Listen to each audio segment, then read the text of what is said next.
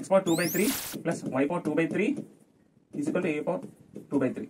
So ఏం లేదు, with respect to X differentiate చేసేయండి మొత్తం. With respect to X differentiate చేసేస్తే మనకి ఏమవుతుందంటే ఇదేంటి d/dx of x power n లాగా ఉంది, n into x power n minus 1 కదా. So 2 by 3 into x power 2 by 3 minus 1 plus 2 by 3 into y power 2 by 3 minus 1 into with respect to X చేస్తున్నాం కాబట్టి y term కాబట్టి మనం dy/dx ఒక వేసుకోవాలి. Okay, so dy/dx of this constant is 0. Okay, 2 by 3 into y power 2 minus 3 by 3 అంటే minus 1 by 3 వస్తుంది into dy/dx is equal to 2 by 3 minus 2 by 3 అంటే ఇది ఇప్పటికి వెళ్తే minus 2 by 3 minus 2 by 3 into X power minus 1 by 3. Okay, so 2 by 3 cancel అయిపోతే మనకు కావాల్సింది ఏంటంటే ఫైనల్ గా dy/dx కదా కావాలి.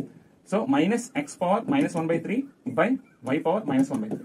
సో ఫైనల్లీ మనం ఇంకా సింప్లిఫై చేసినట్టయితే దీన్ని ఏమైనా రాసుకోవచ్చు, minus y by x whole power 1 by 3 అని రాసుకోవచ్చు కదా. సో సింప్లిఫై చేసాం. సో చూడండి, minus y by x whole power 1 by 3. This is your answer. Okay, practice more. For more videos subscribe to our channel.